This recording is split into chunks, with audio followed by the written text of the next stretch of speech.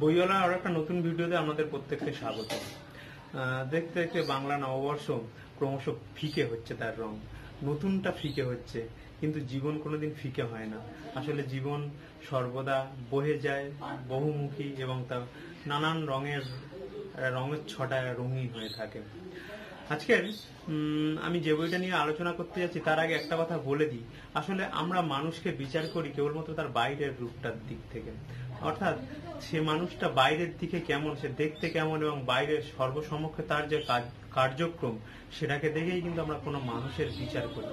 কিন্তু এই বাইরের জগৎটার পিছনেও কিন্তু তার একটা বড় জগৎ থেকে যায়, যেখানে যেটাকে আমরা কিন্তু দেখতে পাই না বা দেখার চেষ্টাও করি না। তাহলে যদি বলি যে আজকে আমাদের এই যে বাইরের জগৎ, এই বাইরের জগৎকে দেখে একজন মানুষকে বিচার বা বিশ্লেষণ করা, সেটা কি পরিপূর্ণ? কখনোই নয়। সেটা কিন্তু অনেকটা একমুখী বলতে পারি। আর আজকের এমন একটা মানুষকে আমরা বিচার মানুষকে তুলে আনতে যাচ্ছি একটা উপন্যাসের মধ্যে দিয়ে, তাই কিন্তু বাইরের দিক থেকে আপনি যদি দেখেন তাহলে মনে করবেন মানুষটা খারাপ বা তার খারাপ উদ্দেশ্য, কিন্তু তার যদি বাইরের এবং অন্তরের দুটো দৃষ্টিটাকে যদি মেলান তাহলে দেখবেন যে সে মানুষটা কিন্তু আসলে যতটা আমরা খারাপ ভাবছি ততটা নয়। আজকে একটা বইয়ের আপনাদের সামনে রিভিউ করতে নিয়ে এসেছি। বইটার নাম হচ্ছে সেই নিখোঁজ মানুষটা, আফসার আহমেদের লেখা। দেশ প্রকাশনী থেকে বার হয়েছে 2017 সালে। উপন্যাসটা একাডেমি পুরস্কার পেয়েছে। বর্তমান সংস্করণ হচ্ছে 88 পৃষ্ঠার এবং দাম মাত্র 100 টাকা। যদি উপন্যাসটা পড়েন তাহলে দেখবেন একটা ব্যাপার, আবিদ বলে একটা চরিত্রকে এই উপন্যাসের মধ্যে আমরা পাচ্ছি। আবিদ আসলে ছোটবেলাতেই সে হচ্ছে পিতৃমাতৃহীন। সে মামার বাড়ি থেকে মানুষ এবং ওইখানেই যে গ্রামে সে ছিল সেই গ্রামটাকেই সে ভালোবেসেছিল এবং তার মধ্যে সাহসিকতা এবং মানুষের ভালো করার ইচ্ছা মারাত্মক রকমের থাকার জন্য আশেপাশের 8-10টা গ্রামে সে কিন্তু মারাত্মক রকম ভাবে জনপ্রিয় এবং সকলের ভালোবাসার পাত্র।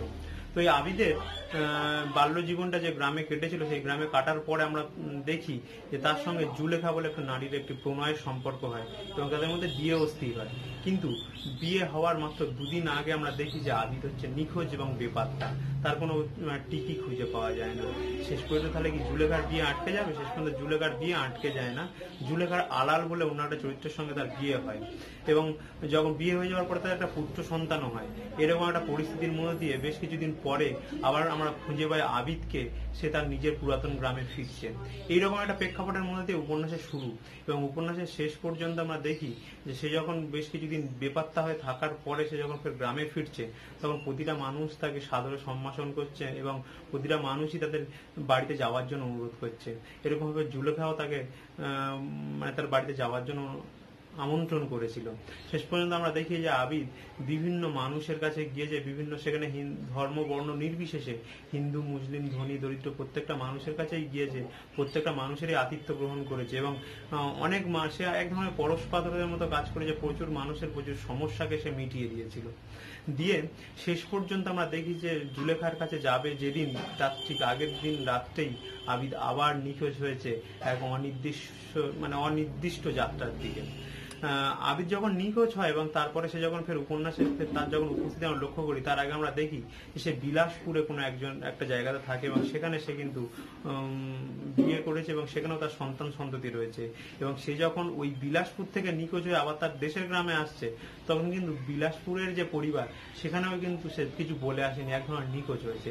অর্থাৎ আবিদ চরিত্রের মধ্যে একটা জিনিস আমরা খুঁজে পাই, তার মনের মধ্যে একটা বহেমিয়ান ভাবকে খুঁজে পাই, যে কখনো একটা উড়নচণ্ডী একটা ব্যাপার।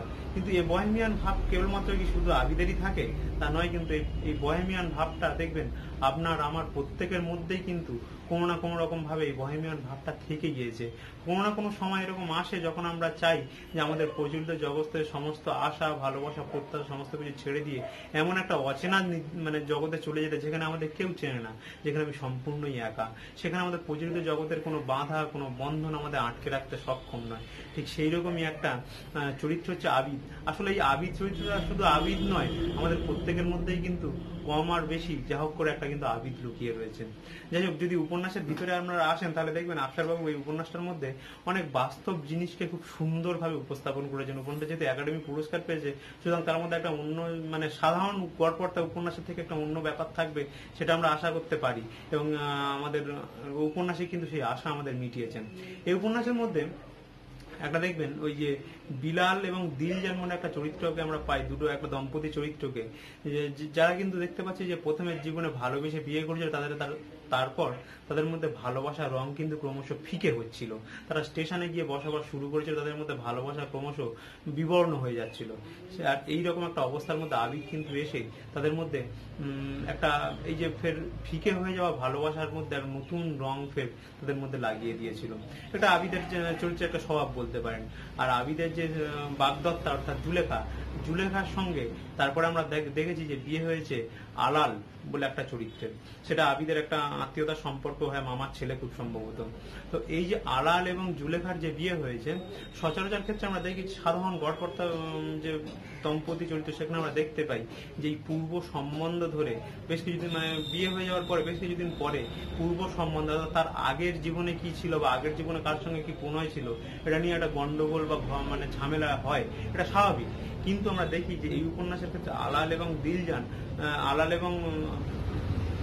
এবং আবিদের যে বাগদত্তা, দুজনেই কিন্তু আমরা দেখতে পাই যে একদম বড় জীবন শিল্পীর কাজ করেছে।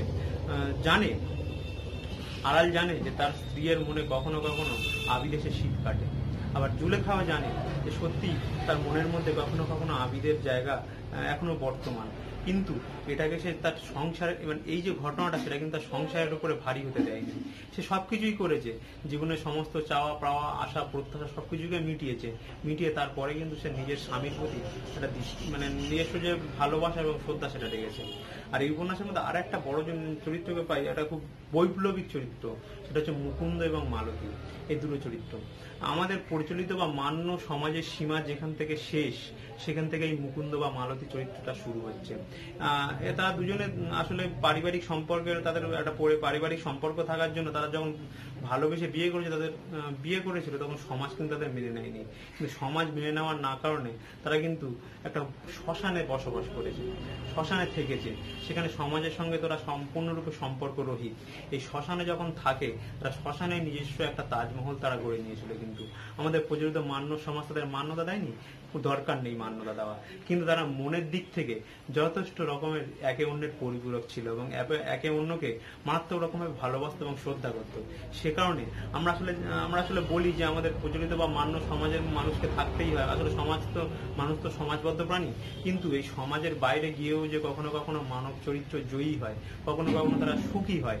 এই যে বিপ্রতীপ একটা ঘটনা, এই যে বৈপ্লবিক এবং বিরুদ্ধমুখী একটা ঘটনা, তার ছবি কিন্তু এই উপন্যাসটার মধ্যে খুঁজে পাই। যেখানে আসলে কিন্তু এই ঔপন্যাসিক এই ঘটনাটার মধ্যে দেখিয়ে দিয়েছে যে আমরা যে সমাজ, মানে যে সম্বন্ধগুলোকে মান্যতা দিই, কেবলমাত্র সেই সম্বন্ধগুলোই যে সুখী হতে পারে তা কিন্তু নয়।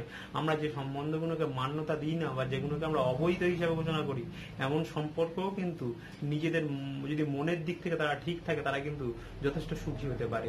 এই বাস্তবতার প্রমাণ কিন্তু আমরা খুঁজে পাই এই উপন্যাসটার মধ্যে, এবং যেটা সত্যি কথা, সত্যি অর্থে মারাত্মক রকম ভাবে বৈপ্লবিক একটা ব্যাপার স্যাপার।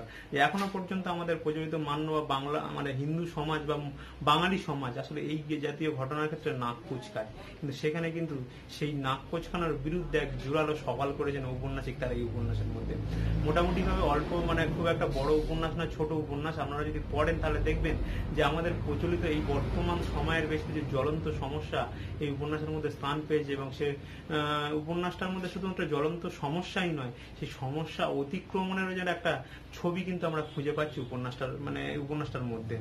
আপনারা যদি পড়েন তাহলে দেখবেন আমাদের বাস্তব সময়ের যে সমস্যা এবং সমস্যা অতিক্রমণের যে দিকচিহ্ন, সেটা কিন্তু বেশ ভালো রকম ভাবে এই উপন্যাসটার মধ্যে খুঁজে পাচ্ছি। আজকের এই উপন্যাসটা সম্পর্কে এতটুকুই বলার। আপনারা যেহেতু একাডেমি পুরস্কারপ্রাপ্ত উপন্যাস, আপনারা অবশ্যই পড়ে দেখুন, এবং সেটা যে ভালো লাগবে এটুকু আর বলার অপেক্ষা রাখে না। আপনারা আমাদের বইওয়ালার ভিডিও দেখছেন, এটা খুব ভালো লাগছে, তো আরো এরকম ভাবে দেখুন এবং আমাদের সাপোর্ট করুন, এতটুকুই বলার। এর পরের দিন আবার নতুন কোনো ভিডিও নিয়ে হাজির হবো।